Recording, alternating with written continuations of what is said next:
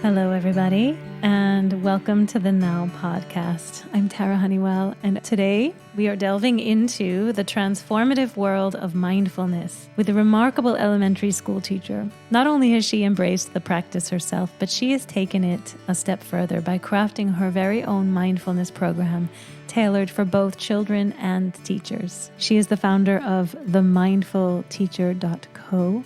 She's a living testament to the impact of mindfulness. Having implemented her program in her own classroom, she's witnessed firsthand the profound results it can yield. Get ready to hear about the real, tangible changes that mindfulness can bring into the lives of young learners as we sit down with an educator who's not just talking the talk, but walking the mindful walk.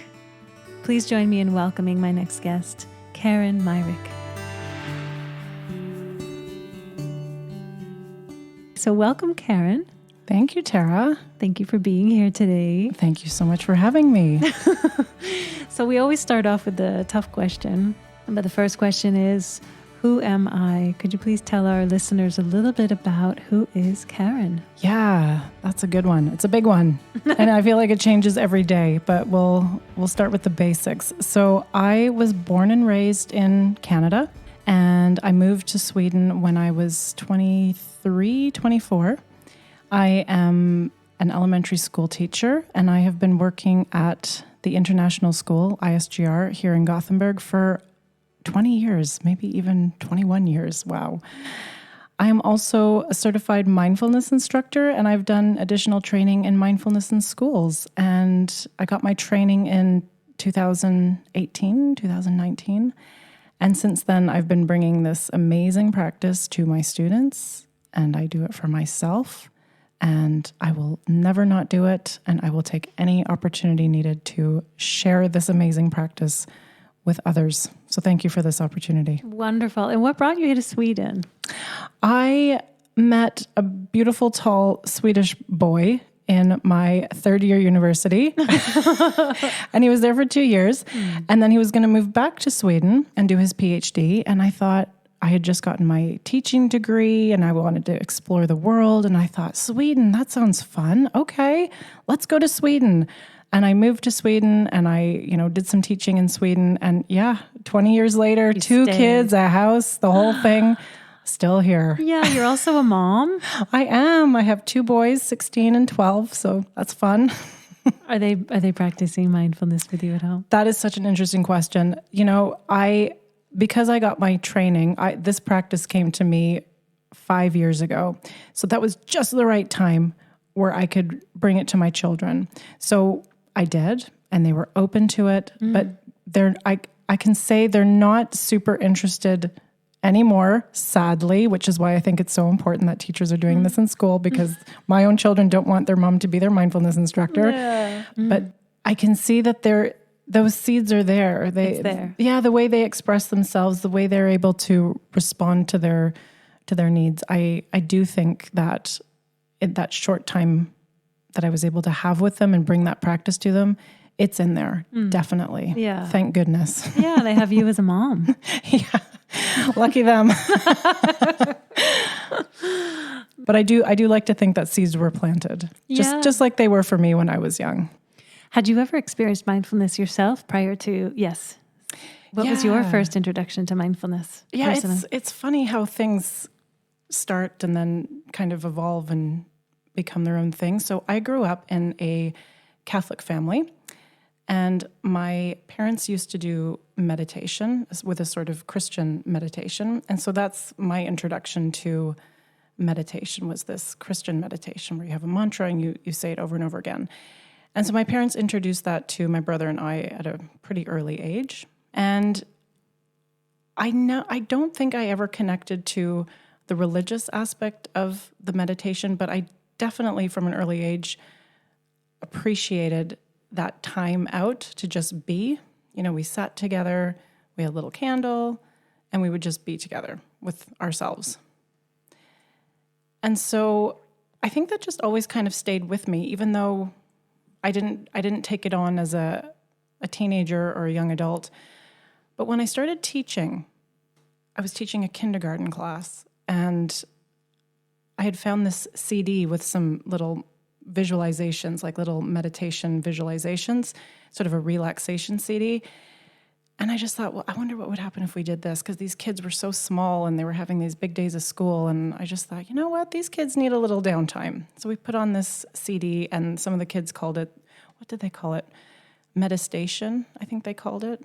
Can we have our meditation time? And so we would roll out they all had their little towels, and we would do different visualizations.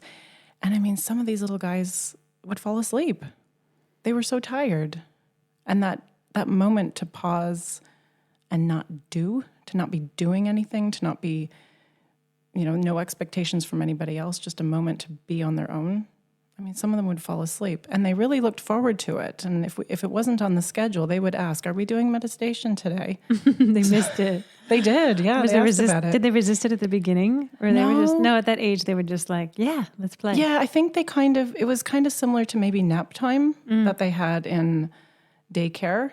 But at this age, they're usually not wanting nap time, right? No, exactly. They're like ready to go. Yeah, we didn't call it nap time. We call it, relaxation time or meditation time or visualization time, or even sometimes it was just story time, but a little bit of time to yourself. So nope, there was no resistance on their side. And this was, 15, 20 years ago, before mindfulness was even on the map. Yeah. I just thought this is something I think my students need. And so then, when my mindfulness, and especially mindfulness for children and mindfulness in schools, started to become more of a topic, I thought, this is something I want to investigate more. Amazing. What has changed in the last 20 years? You've been teaching now here in Gothenburg for 20 years. I wanted to really ask you, what have you been seeing? Have you been seeing are the kids more stressed out these days? Are they overworked? Are their attention spans shifting? Because this is a big 20 years, the invention of the iPad, right? I mean, 20 years ago, did we have the iPhone? We had phones, but not in the way we have them now. No. Devices, technology. So, what's changed in 20 years? Oh my gosh, so much has changed. So much has changed. And any other, teacher colleague that I talk to, unfortunately, every year we just think, we're seeing changes in our students' ability to focus and concentrate, to regulate their emotions, to handle difficulties, to persist and show resilience and perseverance when things get tricky.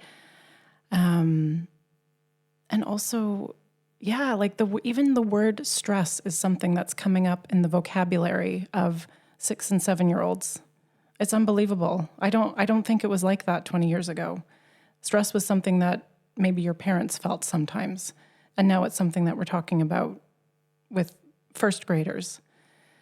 So I really feel that, if I look back at 20 years and how things are changing, this to me feels more important than ever. And that's part of why I continue to do what I do and why I will always do it. It's needed. Yeah. So with mindfulness, what is the conversation about sort of behind the scenes amongst teachers, amongst school administrators?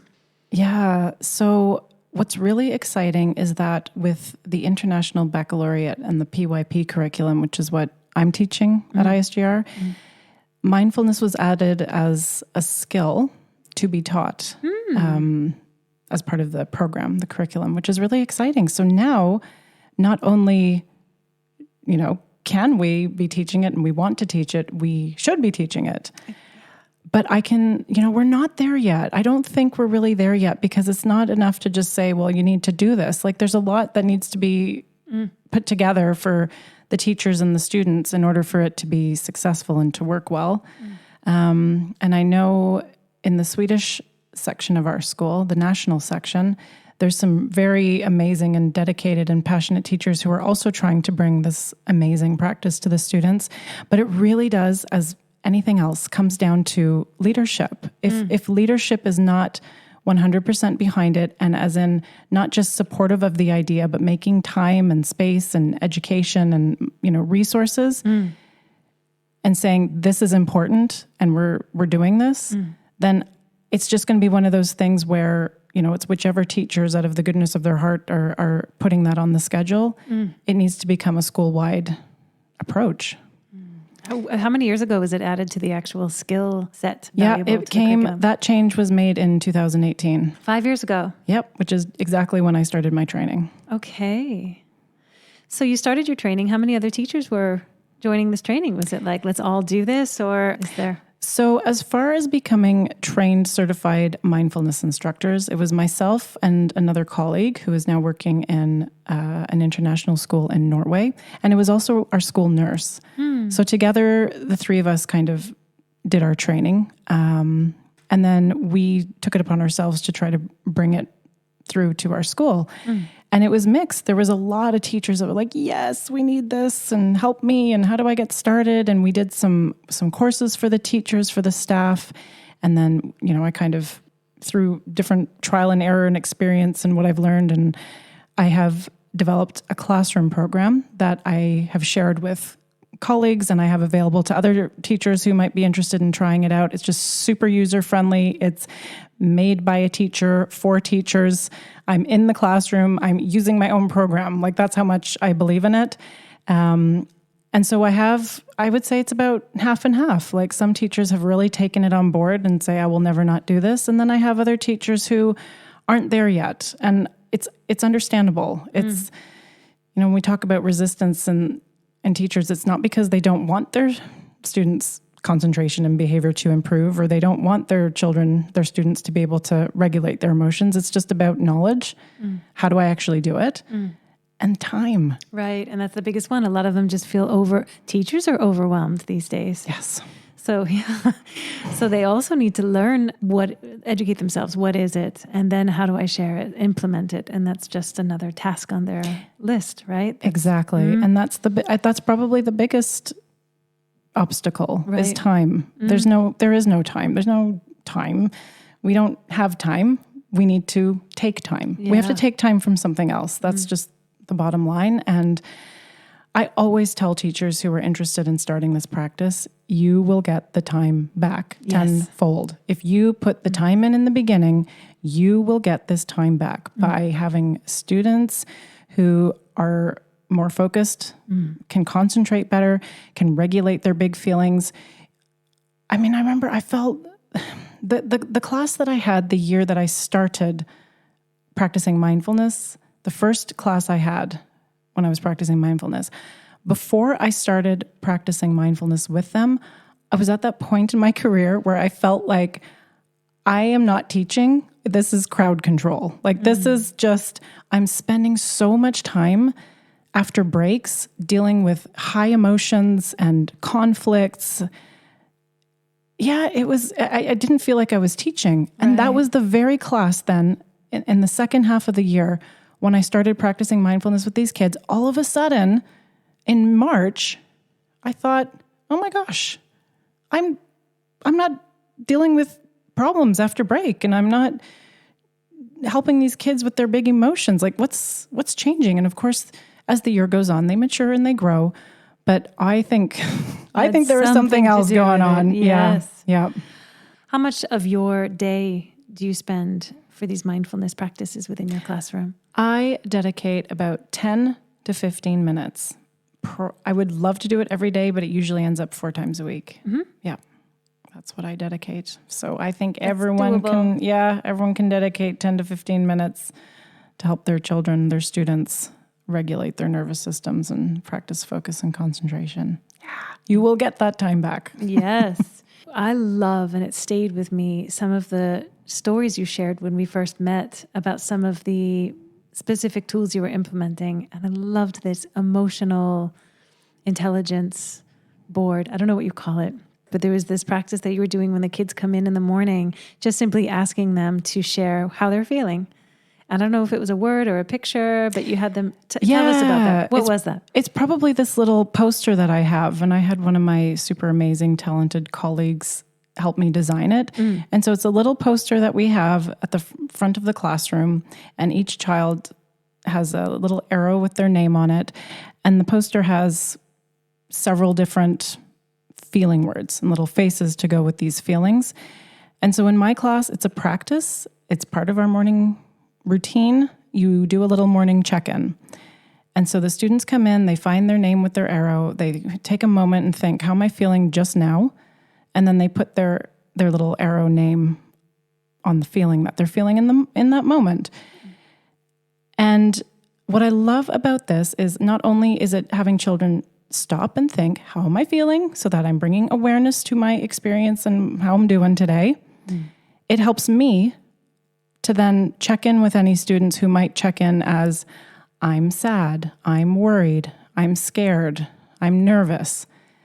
Because if I see that, and I make a practice of going over to that poster somewhere in the morning, then I can find that student and say, hey, I noticed you're feeling sad today. Is it still like that? And they'll say, yeah, I'm feeling sad. Okay, do you want to talk about it? Yeah, maybe later. And then, we can find a time to talk about it. And maybe by the end of the day, it's changed. And maybe by the end of the day, it's still on their mind. And so we can take that time to talk about it. And I've uncovered anything from my bird died to my grandmother passed away to, my dad's going abroad and I'm not going to see him for a long time to, and these moments that I wouldn't have had otherwise. So yeah, it's a really... And what I loved you shared is that the kids, because you can almost think, is this embarrassing? Are they open to sharing their feelings? And what did you say to that? I asked you that question. Oh, what did I say? I don't know, but I guess my answer to that would be, feelings are okay. There's nothing wrong or embarrassing about our feelings, and our feelings change all the time. And it's part of setting up that classroom where it's okay to talk about our feelings. And I think what you said is that they loved it. Yeah, they do. They do. But they want to check in. They think it's fun. And even if they're feeling sad, I love that. They have somewhere to put that and to put a word on it, to just even contemplate for a moment and to have someone care. Yeah. And maybe then maybe that whole emotion gets processed and then they can move on. Right? Exactly. Oh, it's so beautiful. I love that. I love what's happened this year. That hasn't happened in the previous years. My class this year are so into this little poster that it's taking on a life of its own. So they're adding new feeling words. Oh. And they've even written the word like awesome. So when they're feeling awesome, we didn't have awesome on the poster. Yeah. So now they've added awesome. They've added meh. Meh. Yeah. You know, like when you're not really sure how you're feeling, like meh, not good, not great, just meh. So we have meh, and then we have a question mark when you don't really know how you're feeling, because some days are like that too. Yeah. So yeah, it's really cool. They've made it their own. And did you share what grade you're teaching right now? I'm teaching PYP 4, which is grade 4. So important, the work that you're doing. Thank you. How have you witnessed mindfulness positively impacting students' behavior in your experience? Have you seen any behavior changes? Yeah. I mean, the thing is, sometimes the changes I see can be so powerful and profound, but for the most part, it's very subtle. Mm-hmm. And it's not until I stop and reflect over their little journeys or where we've started from that I start to see some of these changes. And so, yeah, it's just their ability to start to name their big feelings, their big emotions, being open to talking about them. If they're not open to talking about them, responding in a way that feels good for them. So it might be to take a little break or read a book or draw a picture until they can kind of soothe and calm themselves in order to come back to the class and participate. And I just feel one of the main things is compassion. So compassion for themselves and compassion for others. And that's something that I explicitly teach through mindfulness is compassion for myself and then compassion for others. Because I think we know bullying is, often kids who are not nice to other kids often don't feel very good about themselves. And so that's kind of where we start. I think also this is what I'm seeing is this trend of kids isolated behind a screen, or they're not playing the way we used to when we were kids. So that's also something. Friendships have totally changed. Yeah. Do you have exercises that are practicing that compassion for another and help seeing another person's emotions? Absolutely. Yeah. We even have one that's called I can't remember the title of it, but dealing with difficult people, basically, how, because we're going to come across people that are difficult, and how do we deal with that? Right. Yeah. Can you highlight any specific success stories that illustrate the tangible benefits of introducing mindfulness into the classroom? Yeah, I have a few that I love sharing. So I had one student, I think this was probably the second year that I was doing mindfulness with my class. And she was a very kind of shy, introverted little girl. And during one of our practices, it was that practice of self-compassion. And we one of the practices is that you picture looking at yourself in a mirror and saying kind things to yourself. And after we did the practice, as always, we take a little time for reflection. The children can share what they noticed or anything that came up or anything that they wanted to share. And she was brave enough to share that she thought that practice was really difficult, really challenging. And I said, yeah, tell me more about that. What made it so difficult? Well, I found it difficult to say nice things to myself. Yeah, a lot of us feel that way. We're not really used to doing it. Is there anything else you want to say about that? And she said, yeah, I found it difficult to say nice things to myself, especially this morning because I'd had a fight with my sister. So it didn't feel, it felt hard to say nice things to myself after I'd been in a fight with my sister. And I just thought, oh my gosh, this is a 9-year-old with more emotional intelligence than most of the adults that I know. Like, because she actually connected it. So just that awareness and being able to talk about it, I just thought, oh my gosh, that is so amazing. And then I had another little guy in my class who had big emotions.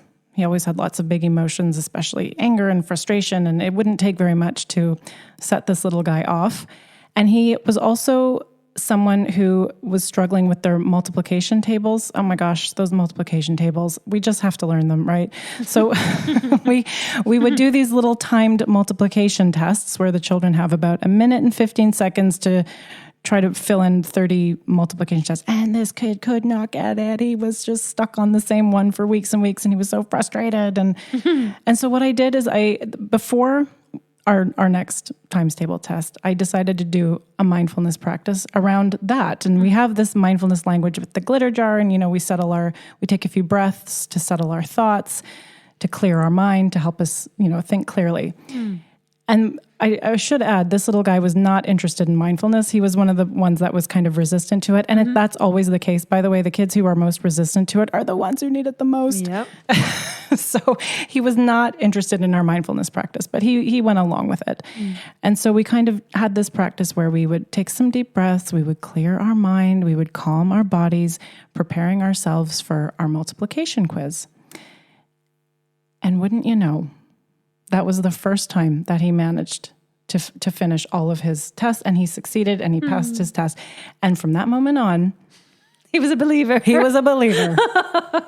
And sometimes, the proof is in the pudding. So after that, I had him. And I can share another little story about that same little guy who, with his big emotions, there was a lot of, conflict and things on the football pitch. And so one after break, it was kind of towards the end of the year, must have been May, he came in from break, from being on the football pitch, and there were 2 little girls from another class who were very worked up about something that had happened on the football pitch, and this little guy was there. And they shared their experience, and he just said, I understand how you feel. I can understand that you would have felt that way. So I know, not judging, not just, I understand that that's how it felt for you. Right. Like extreme emotional intelligence. Oh. And I'm watching this interaction, and these 2 little girls didn't know what to think because they know that little guy usually argues defends and gets really worked up and sad and frustrated. And as they walked off, I overheard one of them say, since when did he become so mature? And then I had another little guy just last year with huge emotions, huge feelings, could be quite aggressive and frustrated and angry. And there was one conflict, again, on the football pitch, lots of big emotions on the football pitch. So he came in and I think part of what works so well with mindfulness in schools is when the teachers have their own practice, because we all know kids can't learn. If you're not a regulated adult, it's going to be hard for your students to be regulated. So because of that, and my own practice, I'm usually able to keep my cool and to be that calm, grounded adult in that situation when the kids are needing that. And so we can kind of co-regulate. And so I kind of got him to a place where he was able to talk about what happened. And again, this self-compassion, like, it's okay to make mistakes. That's being a human. We all make mistakes. Everybody makes mistakes. It's okay. What's important is what you do next. And so once we took away the guilt and the shame and the fact that everybody, all human beings make mistakes, he was able to move forward, fix the problem. And then he came back and he took his little arrow with his name and under his breath said, I feel proud. I was just going to say proud, that image of him succeeding at that math test and now succeeding at life. We talk about a lot in mindful parenting, self-esteem, self-confidence. So sometimes that self-confident kid that doesn't have that self-esteem because, self-esteem is how we feel about ourselves and how we feel inside. It's that part we don't see. So that grows with this self-awareness. And I also thought about all the work that we're doing here at the Now with Adults. I mean, so much of it just traces back to that stuff that we couldn't process or digest when we were kids. We carry stuff. So if we can learn this young, if we can just learn and be with the emotion, just allow it to process. And then already on the other side of it, if they can just get that space to put a word on how they're feeling, maybe have another human being care, allow them to make sense of it, then they're free. Then they can go out on that. I like that you're calling it a football pitch. I've never, the big football field at ISGR. But they can go out and play and be free or be present or on to the next thing, not carrying that burden. Exactly. Yep. In what ways does incorporating mindfulness practices contribute to a positive and inclusive school culture? Have you seen how this practice can bring the kids together and become more inclusive? Yeah, and now I'm thinking about that question through the lens of my own little class. But yeah, again, I think it's that acceptance of self and others, and that I accept people for who they are. I don't make other people's issues or things mine. And then also just, compassion. I treat other people with compassion in the way that I want to be treated. It's kind of tricky to answer when I'm not always sure how much of this is being done around the school. But I guess when we think about inclusion and everyone feeling like they have a place, like maybe the fact that this practice is for everyone, and it might not, just like how we teach, it's not going to look the same for everybody.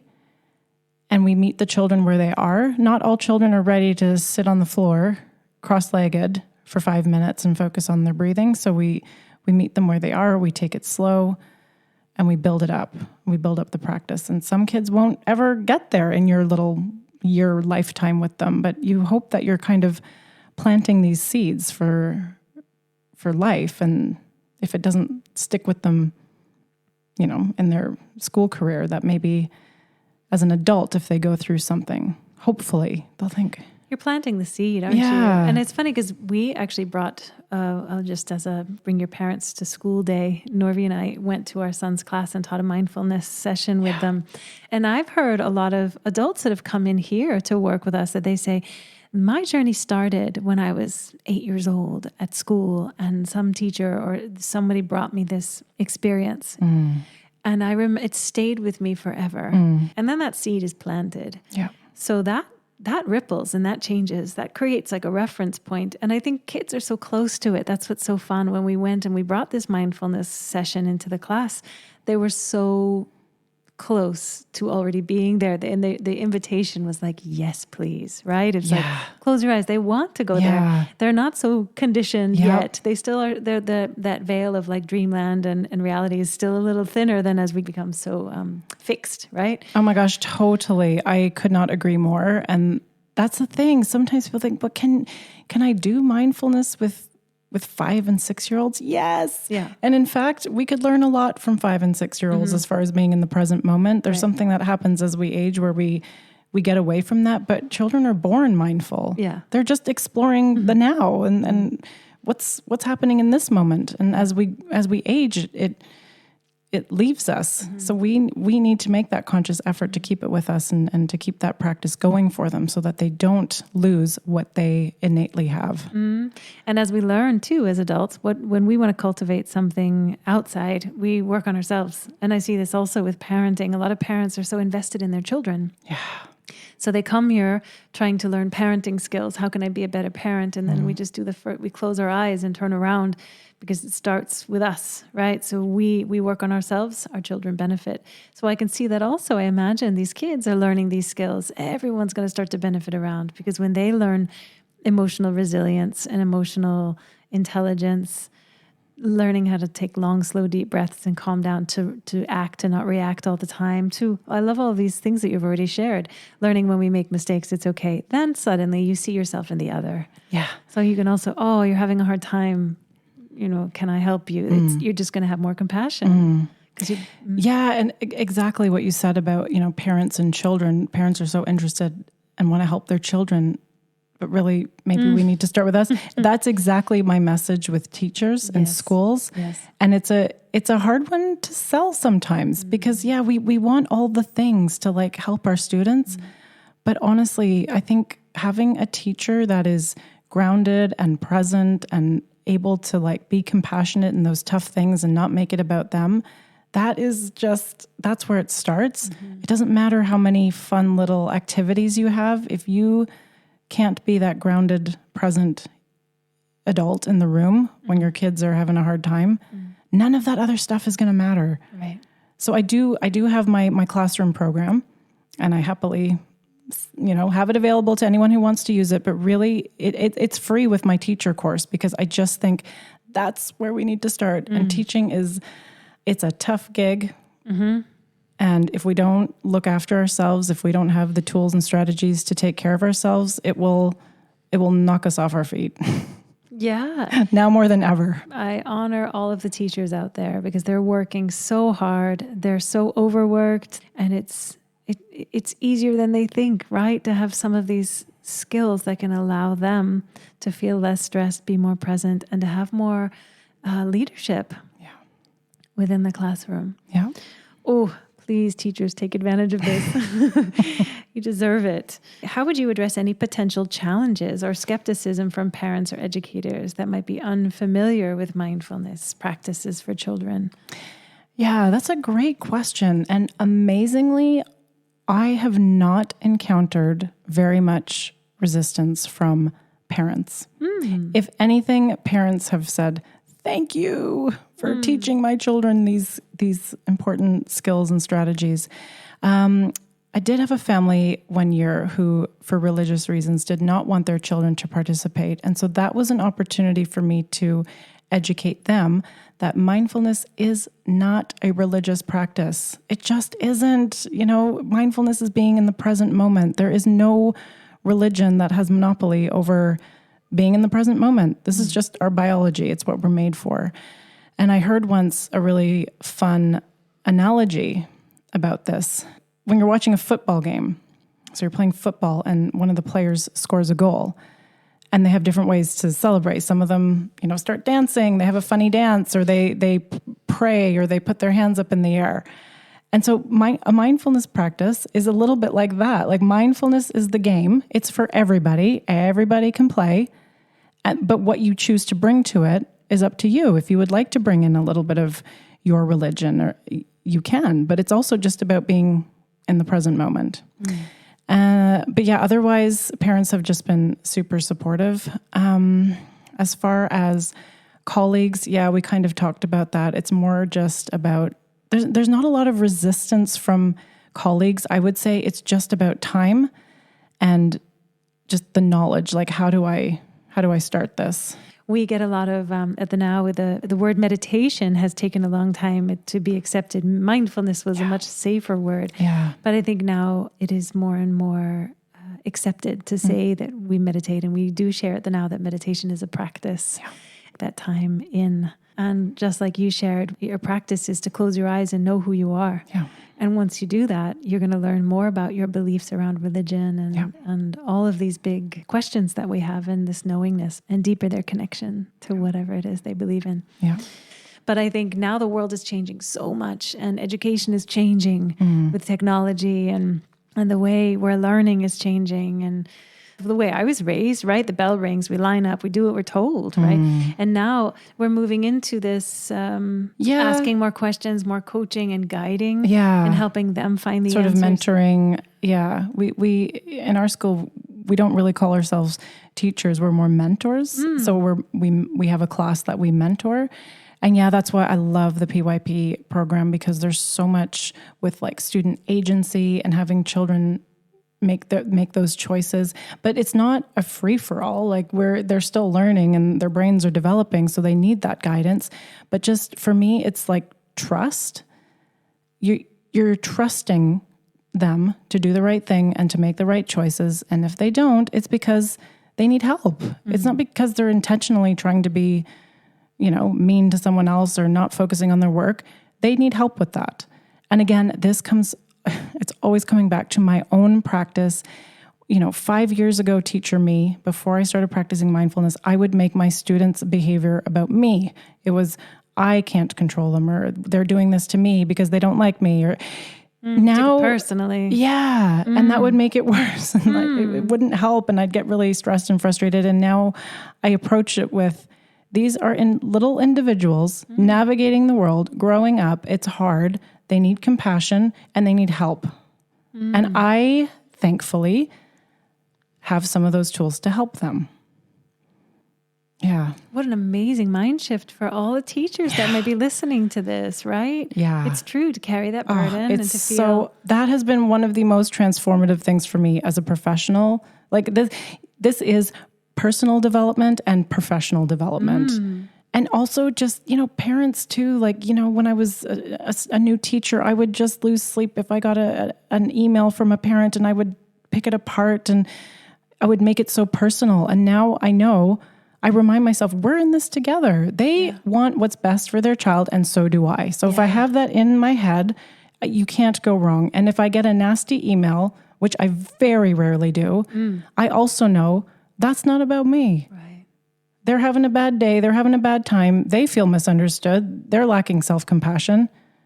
It's not about me. And that has been so liberating. That's why I will never not do this. And that has to do with the mindfulness practice. Yes, 100%. Amazing. Oh, I love that. So from your perspective, what are the long-term benefits for students who are exposed to mindfulness early on?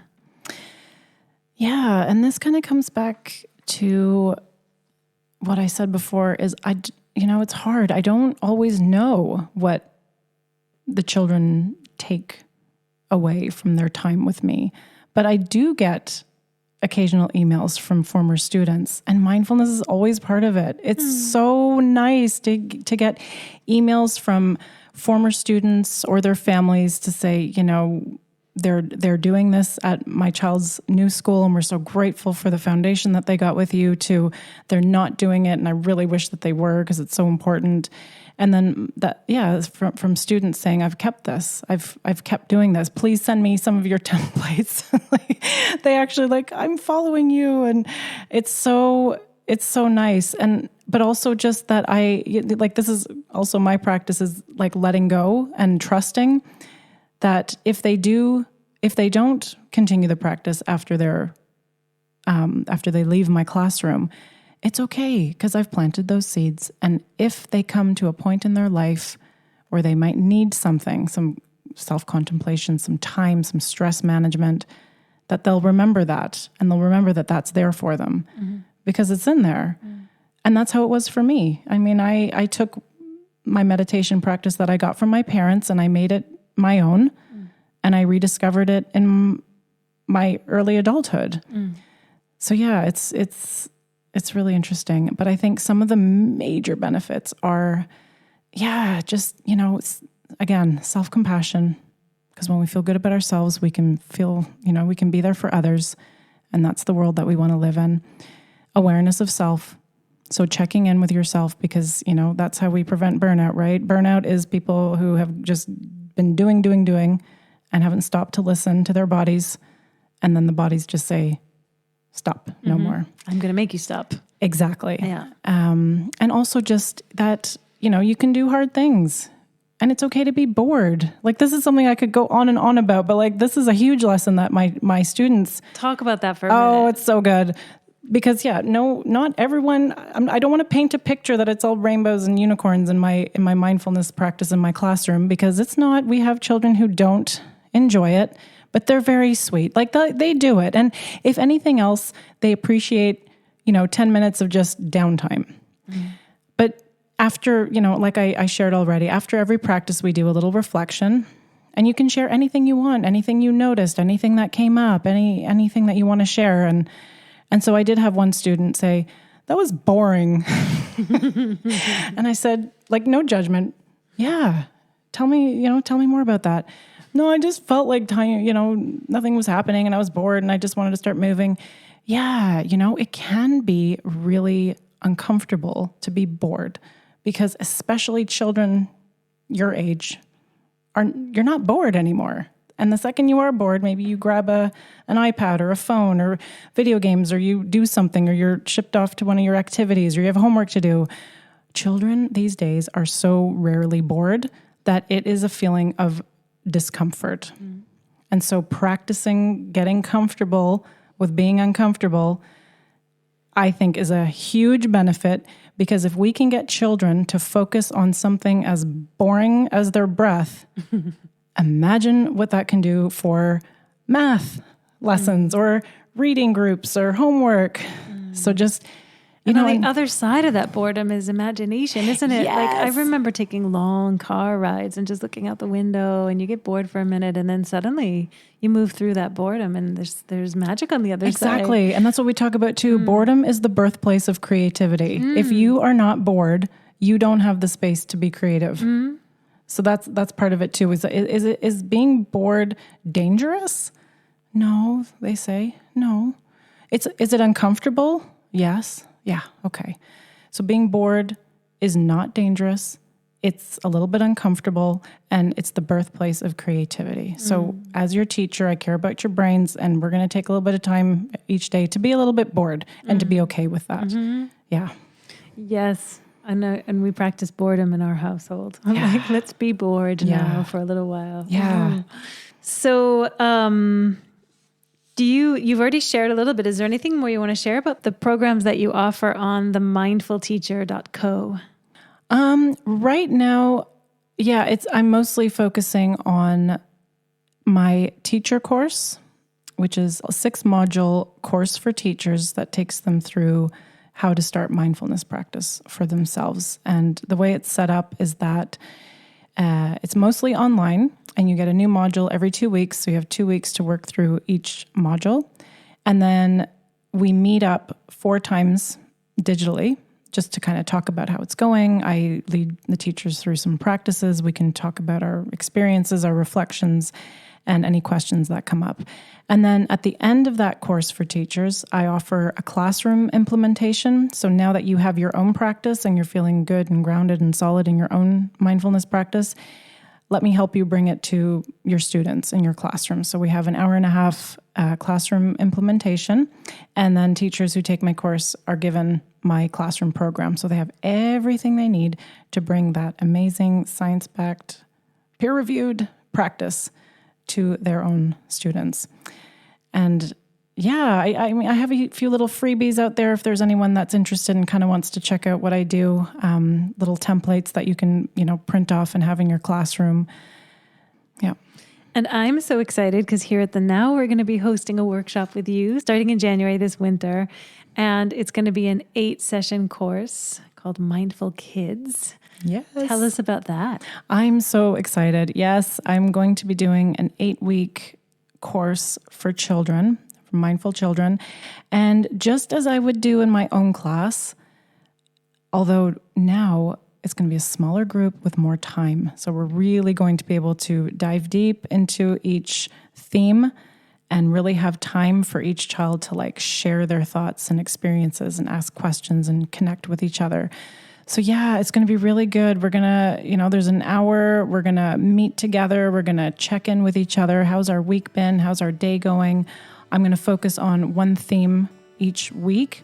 Then we'll do a mindfulness practice connected to that theme. And then there'll be a little bit of a kind of follow-up activity that the kids can do. And we'll also do a little home connection. So, there'll be some practices that parents can bring into the home so that it doesn't just happen at the now. We also bring it home with us. So downloadables and tools for practice in between. Yeah, and guided, pre-recorded mindfulness audio files so that the kids can practice at home too. So wonderful. So if you want to learn more about that, we'll have it listed on our website. You can check our events page for Mindful Kids, and we're so excited about that. Thank you so much, Karen, for being here with us today. I'm so excited about this Mindfulness Kids program that we're launching here together, and I am so excited about the work that you're doing because I am passionate about this need, and you're just doing such beautiful work. So thank you so much for all the work that you're doing. Oh, thank you, Tara, and thank you for this collaboration. I'm so happy that I reached out to you. You never know how these things are going to land, but yeah, good things are coming. Thanks so much for having me. Wonderful. Thank you so much.